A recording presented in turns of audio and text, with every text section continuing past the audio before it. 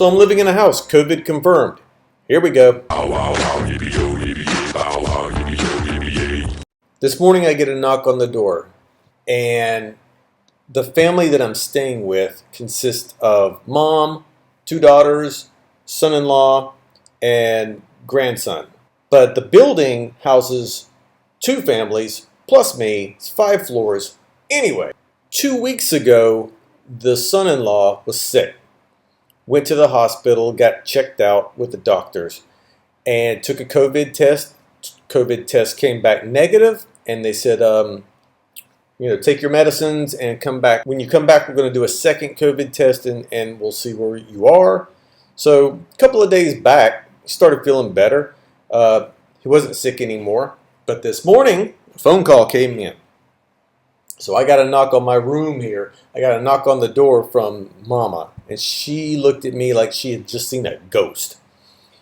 And so she told me, she doesn't speak a word of English. The only word I understood was COVID. And when she took her finger, she pointed it down, but at an angle. Now what she was pointing at was the son-in-law's bedroom where he was. He had been sick. He stayed in the room while he was sick. I haven't even seen him in 2 weeks, to be honest. But she said, COVID, COVID, COVID. And so then it all started. The hospital is going to be here on site. They're going to send someone on site within 3 hours. And after that, the doctor came in and told everybody self-quarantine. Don't go out of the house. Don't walk around.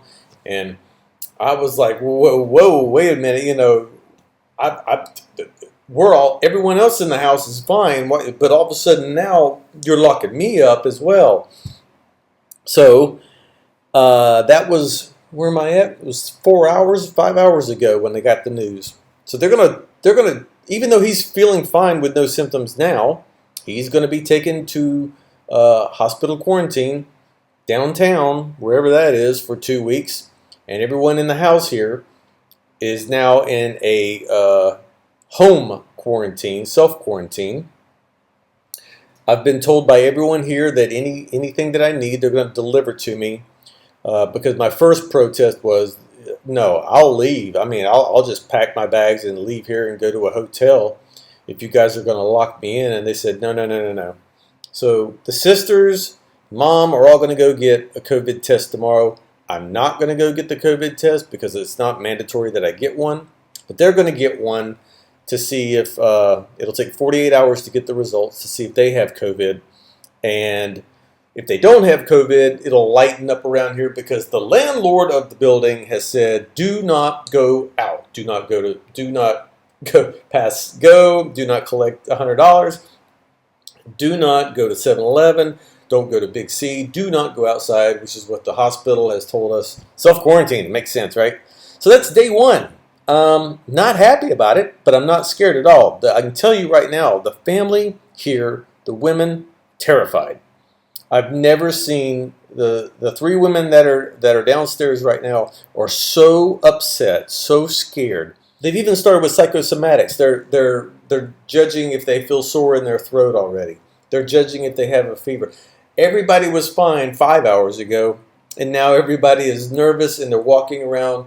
They're not even near each other and they're wearing masks within the house. And I keep just reassuring them to stay calm, even if they have the COVID, even if they have it. They've already seen that the son-in-law, they've already seen that he's healthy and he's well, he's not sick anymore. But again, the media, the Thai media, it makes it really scary for the Thai people when they hear about it. I know it's scary. I know COVID is scary. I understand that. But I'm telling you, the Thai people are really, really, really nervous about it. At least in this household and in this area that I'm in. And that's day one of living in a house of COVID. All right, guys, so here's what's happening on Living with COVID day 2. 5 a.m. the alarm clock goes off because of the 3 women living in the house. They're all petrified, nervous, and so they've scheduled a 6 a.m. trip to the hospital to get their own COVID test. 2 need a piece of paper documenting that they don't have it. so they can go back to work. One just wants to go out of sheer curiosity because she's not sleeping well because she's got anxiety that COVID has actually been in the house. So 5 o'clock, the alarm clock goes off. 6 o'clock, they all are off to the hospital. 3 hours later, they come back.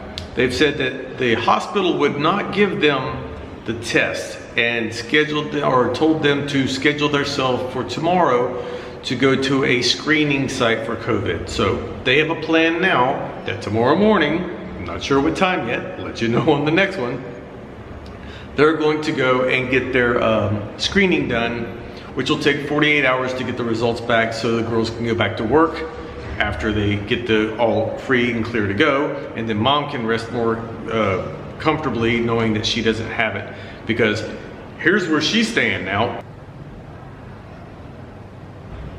Yep, she's completely left the 3rd floor. The 3rd floor was where the son-in-law and mom and daughter was staying, and the son and the grandson. But she's moved up to my penthouse floor where there's nothing here, and she did that on purpose because she wanted to get away from any bugs, germs, or anything. She's just being overly cautious. I might say a little bit overly cautious, but she's being very cautious. But that's not all, folks.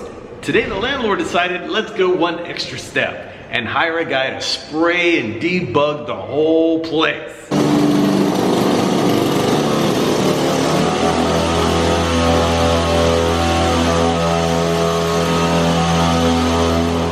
Now, to be completely honest with you, breathing that would be more disturbing to me than worried about going around touching a doorknob here and there and washing my hands. That's just me personally. I'm not flipping out because, one, I think I might have already had this a year and a half ago maybe. But two was we were living in the same building with the same people for the whole time. That the person that was sick and person got over it. I know that there's still a 2-week incubation area that something could develop. I just don't see it, and I've been trying to tell the ladies not to be so worried, that, you know, just calm down, but they are terrified. So that was day number 2.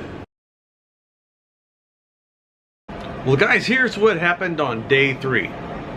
So tensions are still kind of iffy around the living quarters here, of everyone being a little paranoid that they might be able to pick up any remaining traces of the COVID, but they seem to be lightening up. However, the challenge that happened to me was this. Now, first of all, let me say that I'm not under any kind of mandatory quarantine, but in Asia, the saving face, so basically doing, you know, saving face, putting the higher version of yourself up there. The medical team just asked the whole family, you know, self-quarantine, please. You know, don't be traveling around just in case you may have it. Don't spread it. Common sense. So out of respect to the whole community family that I'm staying at as a guest, I am staying indoors because there is food here, there's water here, there's beer here, there's groceries. I mean, it's not like you're locked in and can't get supplies. So I'm fine, a little bored with Netflix, but fine altogether nonetheless. But the challenge that I had today was I can't put money into my Thai bank account. Well, what I would normally do is just go down to one of the machines and put money in the machine or take money out of an ATM. So I had that challenge today. I had to send money to Kamala for the landlord for my house down there. And the challenge I ran into briefly was, how am I going to get to put money in the bank when I can't leave the house?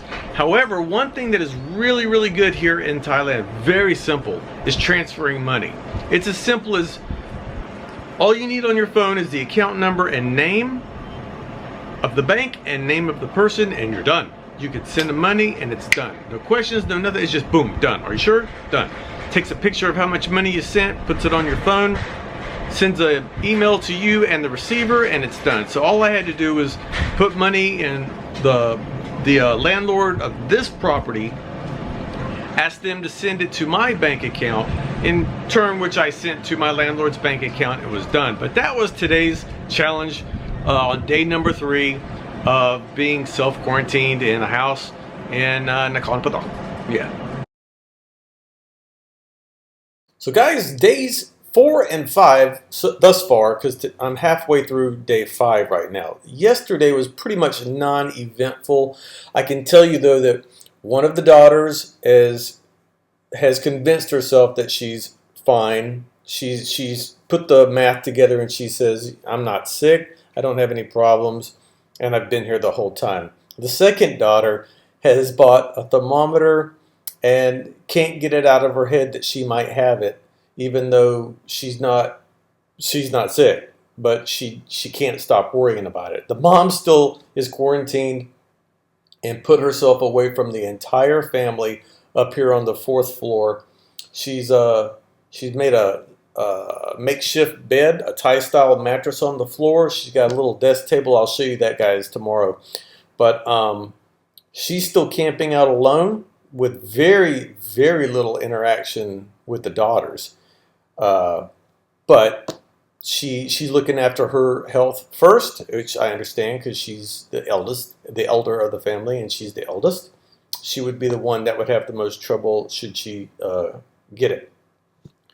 But all in all, everything has been kind of quiet. Food is going on as normal. I still have my Leos in water, so I'm good. As long as I have my Leos and something to eat and a bed, I mean, I'm pretty much good. I'm going to start posting, I think, just live streams from here. I think we're just going to start doing either a daily or every other day live stream. Some of you don't like that. I completely understand. But it would make more sense for me to interact with you while I'm stuck in these 4 walls. I would appreciate the conversation and catch you up to date with what's going on, because there's several things going on. Guys, have a wonderful day. Don't get stuck with the quarantine like I am sort of right now, because it's not that much fun.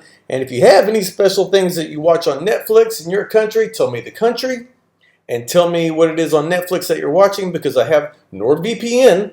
Please, guys, get NordVPN. It's in the description. I'll log on to your country and I'll watch whatever you're watching on Netflix so that I have something to mix it up with. Guys, take care, be safe, and I will talk to you probably tomorrow in a live stream. Bye.